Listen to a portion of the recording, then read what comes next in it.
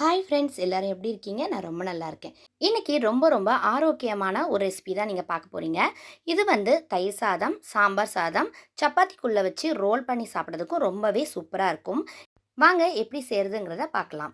ஒரு கடாயில் நல்லெண்ணெய் இல்லாட்டா தேங்காய் எதுனாலும் ஊற்றிக்குங்க. நான் தேங்காய் தான் ஊற்றிருக்கேன். அது சூடானதும் கடுகு, ஸ்பைசஸ்லாம் பார்த்துக்குங்க. எல்லாமே கொஞ்சம் கொஞ்சம் அளவு தான் போட்டிருக்கேன். அதையும் போட்டாச்சு. ஒரே ஒரு பெரிய வெங்காயத்தை கட் பண்ணி வச்சுருக்கேன். அதையும் இதில் சேர்த்துட்டு கொஞ்சமாக கல்லுப்பு இதில் சேர்த்துக்கிறேன். அதுக்கப்புறமா 2 மிளகா வத்தலை இதில் கிள்ளி போட்டுக்கணும். இஞ்சி பூண்டை நான் தட்டி வச்சுருக்கேன். அதுதாங்க இந்த ரெசிபிக்கு ரொம்பவே சூப்பராக இருக்கும். தட்டி போட்டு இதில் நீங்கள் யூஸ் பண்ணி பாருங்கள், ரொம்ப அட்டகாசமாக இருக்கும். இப்போ இதை நல்லா வதக்கியாச்சு. இதில் கொஞ்சம் கருவேப்பிலை போட்டு அதையும் நல்லா வதக்கிக்கிறேன்.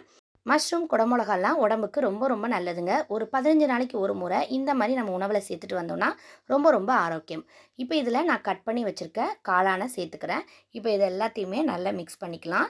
இந்த வெங்காயத்தில் நல்லா இது மிக்ஸ் ஆகணும். ஒரு 2லேருந்து 3 நிமிஷம் நல்லா வதக்கி விட்டுக்குங்க.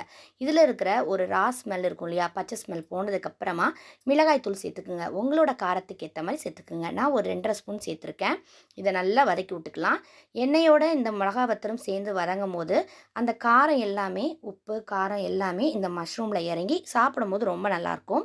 இப்போ இதில் கொஞ்சமாக பாருங்கள், ஒரு 1/4 கிளாஸ் அளவு தண்ணி தான் ஊற்றிருக்கேன். மஷ்ரூமில் இருந்தும் உங்களுக்கு தண்ணி வர ஆரம்பிக்கும். அதனால் கொஞ்சம் அளவே தண்ணி ஊற்றி இதை நம்ம வேக வச்சுக்கலாம். இப்போ இதை க்ளோஸ் பண்ணிவிட்டு அடுப்பை சிம்மில் வச்சுருங்க. இப்போ இதுக்கான மசாலாவை நம்ம ரெடி பண்ணிடலாம்.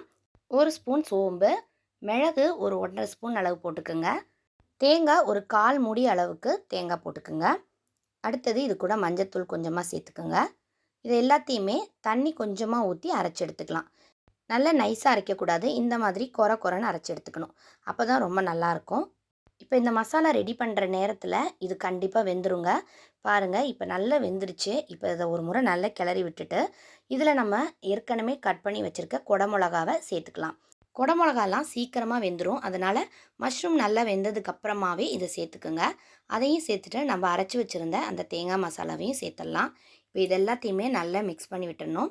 எல்லாமே ஒன்றோட ஒன்று கலக்கிறது மாதிரி நல்லா மிக்ஸ் பண்ணிக்கோங்க. இந்த டைமில் உங்களுக்கு உப்பு தேவைன்னா நீங்கள் இதில் சேர்த்துக்குங்க.